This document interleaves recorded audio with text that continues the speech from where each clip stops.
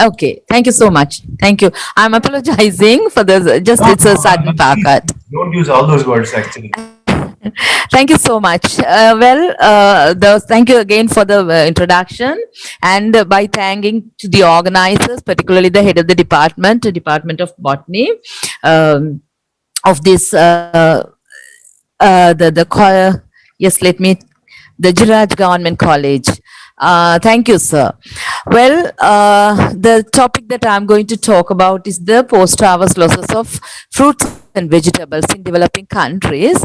Why I'm selecting this particular topic actually is the currently due to the COVID-19 pandemic, we are always talking about our immunity these days. Not these days, of course, last 1 year we have been talking and very, very serious about this, about our immunity, increasing our immunity to fight naturally against the COVID-19 pandemic. So I just want to, with regard to my field of expertise, I just want to connect my field, how to it connecting with the COVID-19 pandemic situation. Just nothing bad. This is how can we increase our immunity naturally to fight against this coronavirus.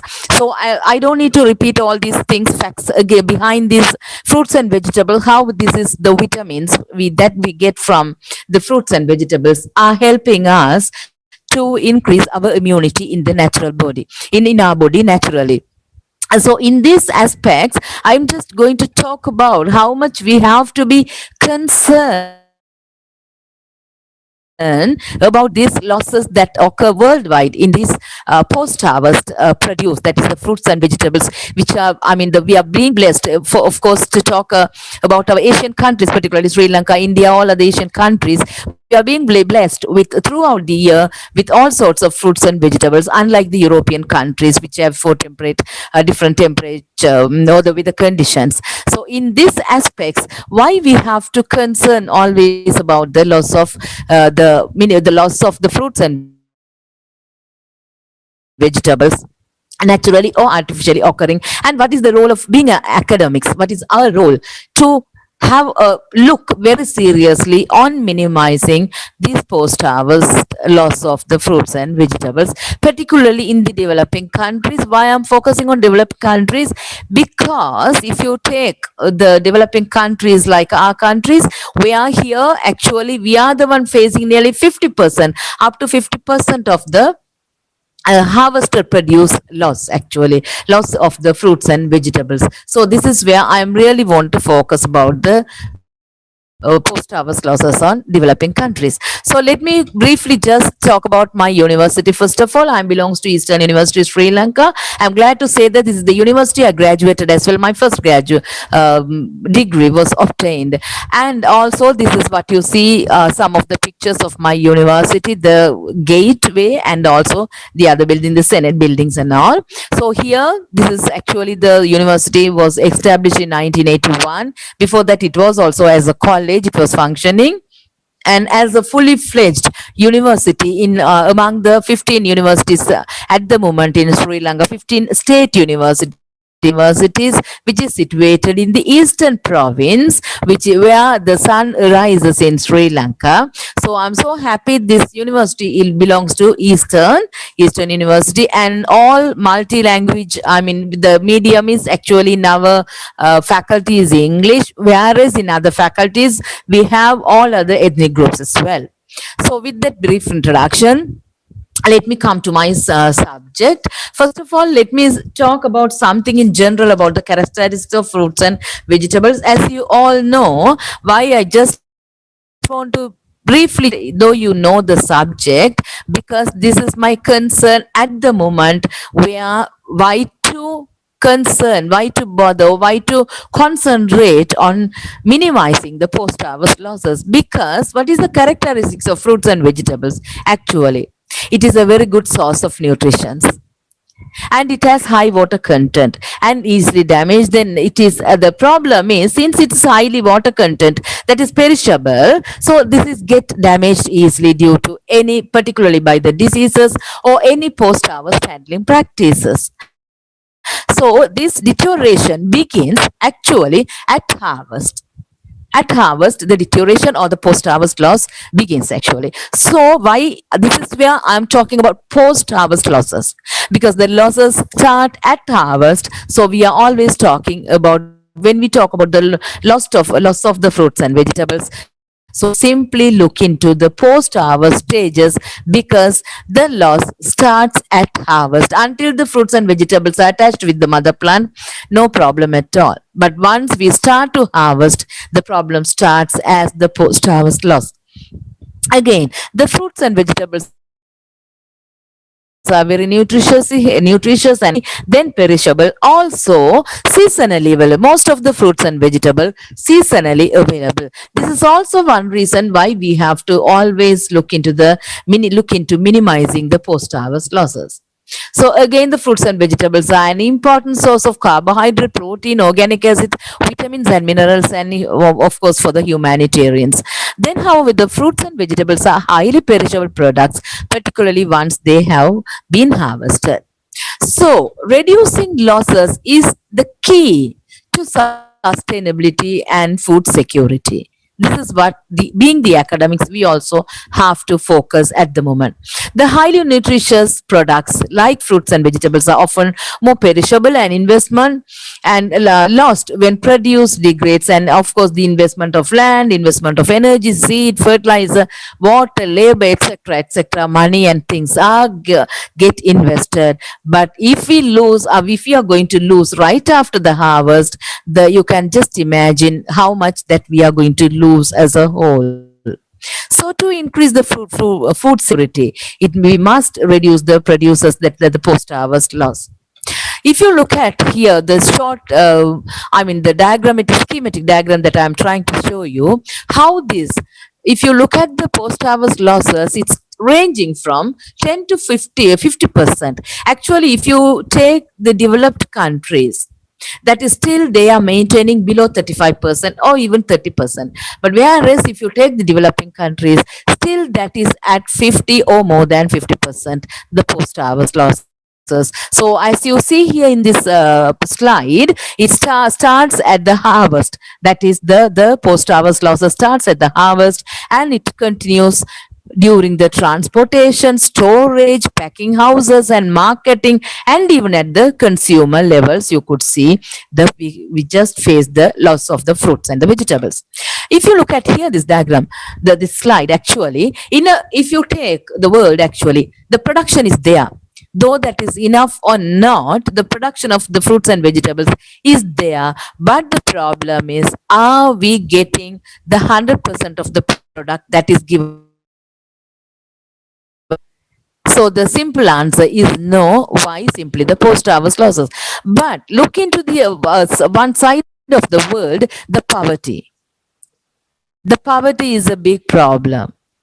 Whereas in the other way around, if you look at the other side, loss of the harvested produce, the loss of the foods is in the other side. So where we are here, how we are going to connect it? How we are going to eradicate the poverty? By minimizing even these post-harvest losses. So this is one major role that we can play, being an academics, that we can play, how to eradicate poverty by minimizing this food produce or the post-harvest produce. Then if you look at the quality, the produce quality or the quality of the fruits and vegetables, actually this is a high concern where when we talk about the post harvest loss, because to provide the high quality of fruits and vegetables throughout the year, it is required to start from high quality material at harvest. But of course, at harvest we obtain the high quality produce. But what is happening after that? After the post harvest chain, from the point of harvest. So the product quality is only maintained after the harvest, but it is not improved. We have to concentrate. We should, look into that. The quality is not improved after the harvest. It is just maintained. So our duty is just maintained, because the quality one is already been given from the plants. So maintaining that quality is our prime duty until it reaches the consumers. So the pre-harvest and post-harvest factors can look at, of course, the pre-harvest factors are very minimal. It is playing a role, but the post-harvest factors in losing the post-harvest quality is playing a major role.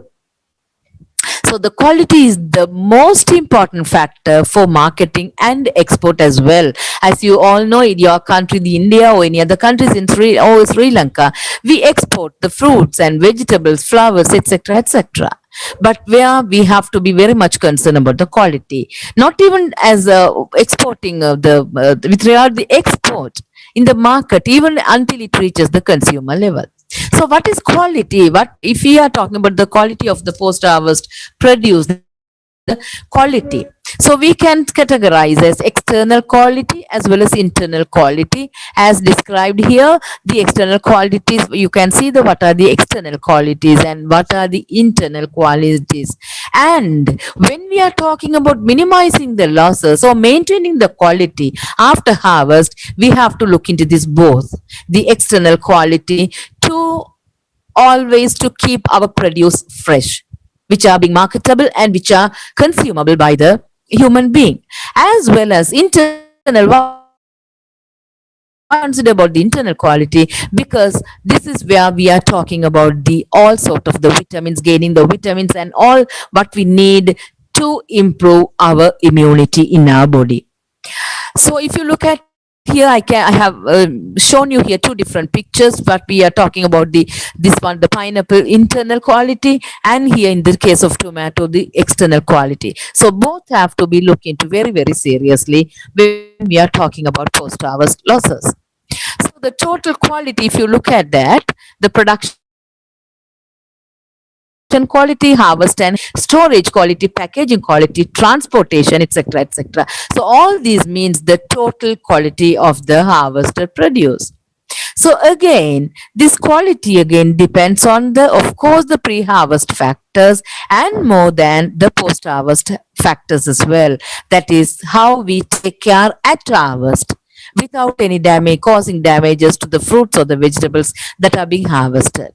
Then packaging houses, how we maintain the quality at the storage conditions. What is the quality of our storage facilities? How we maintain the quality? Because always, again, I'm repeating, we are not going to improve the quality. We are going to maintain the quality. So at each and every level, at harvest, at packaging houses, at storage, at transportation. So how we maintain this quality is the question. So again, the quality, the post-harvest losses of fruits and vegetables, if you come to the loss, actually, we can again categorize this qualitative loss as well as quantitative loss. Again, the both are important. If you lose the qualitative loss, no point of talking about the export or the marketability, etc., etc. Acceptability by the human being as well, or by the consumers. Also the quantitative, that is what I said. In developing countries, we are facing nearly 50%, up to 50% of the quantitative loss so far, which has not been rectified, though we are with so much of research in this field. So this is what will happen ultimately: the loss of acceptability by the buyer, loss of weight, loss of calorie and nutritional values, and loss of edibility as well. If you look at here in this slide, actually, the estimated post-harvest losses of fresh produce, here I have taken just few examples, how we can compare the developed countries and developing countries, what is happening. How this is, I mean, the post-harvest loss, the percentage wise, what is happening actually. So if you look at here, the locations, different locations, what is the range between the loss, percentage of loss between the developed and developing countries. So if you look at, first of all, the from production to retail sites, the range in the developing countries is 2 to 23 only, whereas in developing countries it goes up to 50%. Again, the same way at the retail, food service and consumer sites, even here, if you look at here, the range, but in developed countries, it is going up to 5 to 30%, where unfortunately we are still with the 20% of the up to 20% in the at the consumer side or the food service side, the losses. So the ultimately what we are talking about, the estimated post-harvest losses at each and every level, we face this percentage. The loss is at almost as 50% of the loss in the harvester produce. Then if you look at the causes, what the reasons for this post harvest losses, particularly in developing world or the developing countries, because of the simply talking the economic problem, where we don't have, still we didn't meet the needed level of the sophisticated or the high technological side in all these post harvest chain, that is post harvest transportation can be, or the storage facilities, and etc etc. Still we are in the way of improving our all such facilities. So if those facilities, particularly the storage facilities or the transportation facilities, are being improved as in the developed world, of course we can bring down these losses also from 50% to further down and down. So the first of all, if you look at the high temperature after harvest, is a very big problem, because our country mostly the vegetables or the fruits and vegetables are produced. So due to the high temperature after the harvest, that is sun exposure, lack of cooling facilities, cold transportation facilities or cold storage facilities, this high temperature and the loss due to this high, the hot or the high temperature, we lose a higher percentage of the harvester produce. So this high temperature leads to the water loss, then physical damages, decay. Also, all these are happening because of lack in the all these facilities, the cooling facilities or the cold transportations, cold storage. So this is where the simply we are in the dry zones, mostly the dry zone, the vegetable, the agriculture is being undertaken. So the high temperature, what is happening, or how this is actually the high temperature affects the produce after the harvest. So here the temperature related to the water loss, the related and over ripened. So simply the decay, the water loss leads to the decay of the fruits and vegetables, or the water loss simply the deterioration of the quality, the water loss due to the high temperature. So they limits the time for marketing after harvest. Again, another problem. So the farmers must sell in very short problem. They don't have enough storage facilities with cold facilities or the cold room transportation facilities, mainly the storage facilities. So the farmers tend to sell it as quickly as possible because they are also poor people. So in this case, what will happen? So the quality is questioned there. Then loss is questioned there. Post-harvest deterioration is questioned there. The loss is questioned there. So unable to collect the quantities required by the some buyers also, because the farmers trying to sell it quickly as possible because of simply the high temperature. And then, so the recommended versus, as an example I'm trying to show you here with some few countries including India. So here what is recommended temperature, or the what is recommended temperature and what is the measured temperature, and in case of tomato fruit. So if you look at here in India, of course, as everywhere, the recommended temperature for tomato storage or the transportation is just 15 degrees C, but at the farm level you can see it is almost 10 degrees C higher than what is recommended. And if you look at the market level, so particularly the wholesale market level, it is exactly double the temperature. So this is where we are very much worried about the higher percentage of the post-harvest loss, that is after the harvest. If you look at the all developing countries, including Sri Lanka, this is the case, particularly at the retail or the wholesale market, the temperature is double than the recommended temperature for this harvested produce. So if you look at here, I'm trying to show you some situations, particularly these pictures are being taken during the COVID-19 period. It's so pathetic to share this actually. Maybe this is the situation in the other countries due to the lockdown during the COVID-19 period. So this loss, 50% loss, was increased dramatically because of the lockdown between the district to district, farmers to the wholesalers or farmers to the markets, farmers between the farmers to the transporters, farmers to the in between the farmers to the buyers. So there was a long period of the lockdown. So ultimately, the loss became double and double. It reaches up to 85 to 90% because the farmers couldn't sell at all their produce. Even not even sell. The farmers didn't harvest. If you take the situation in our country, particularly in the northern east, which is under lockdown during the COVID-19 first wave, and even the particularly the first wave, the farmers couldn't even harvest their produce from the plants, particularly the vegetables, even the fruits. They completely stop harvesting the produce from the plants because if they spend the money to harvest, they can't take it to the markets or they can't sell it to the buyers.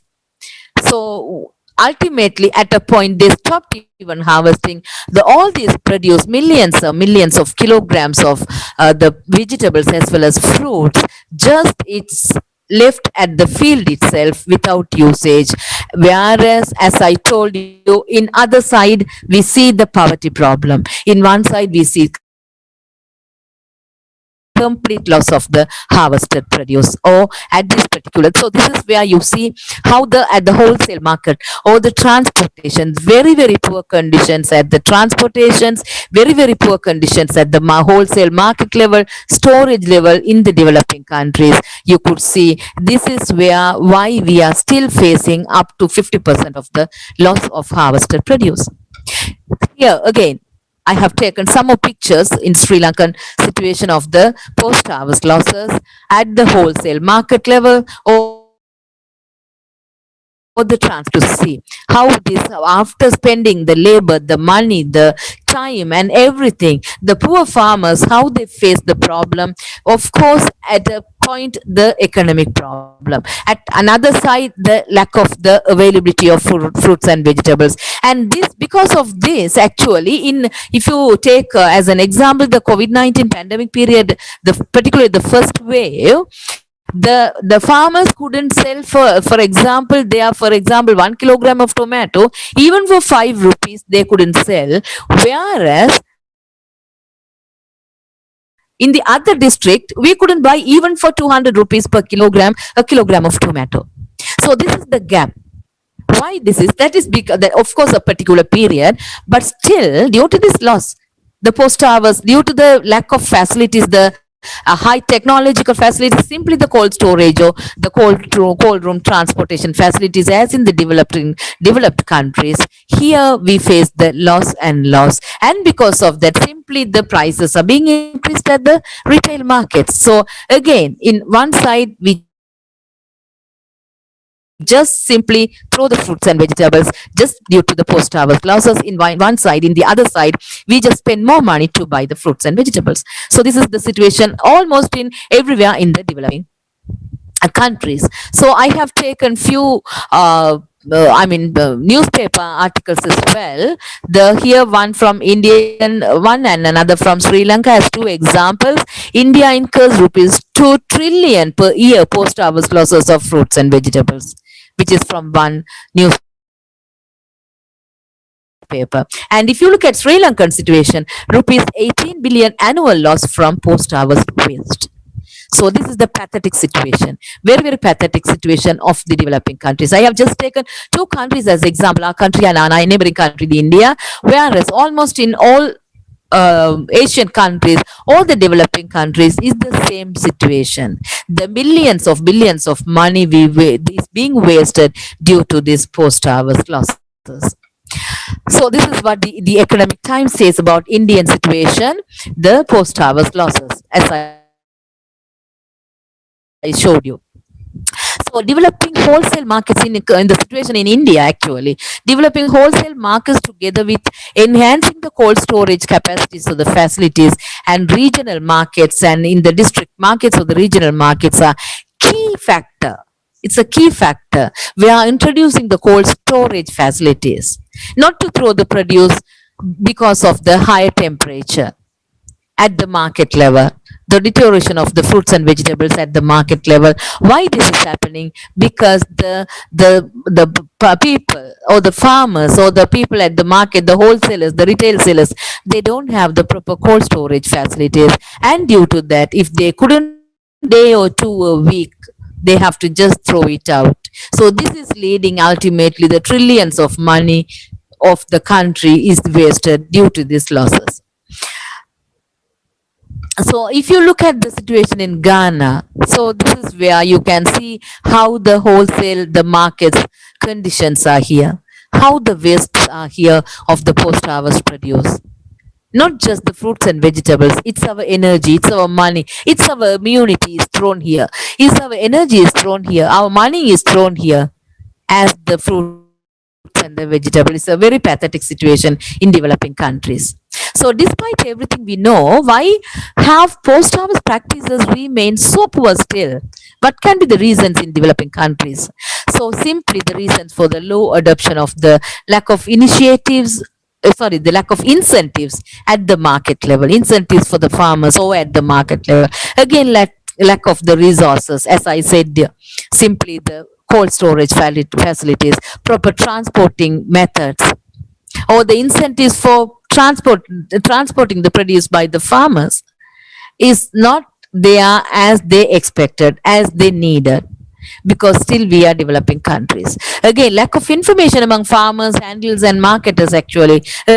Of information, say for example, the buyers, the wholesalers are sometimes they buy a, say for example, a kilogram of tomato 10 rupees, but at the market level they sell it for 100 rupees. So this is the situation in almost all over the country, in Asian countries or developing countries, because in between the brokers or in between the lack of information between the farmers and the sellers or the wholesalers. So the policies again that in with the best practices have to be adopted. The policies have to be adopted. There are many other reasons as well. So ultimately, as conclusion, what I could say, the poor can be considered and it should be minimized. Why? Just to extend their storage life of the post harvest produce. This is our prime, not just to throw right after the harvest or after few days of harvest. We should not let the farmers or the market at the market level to throw our produce unnecessarily, just because the problem what we face is the extending the storage life with the at least the minimum facility. But the problem is the simply the technology.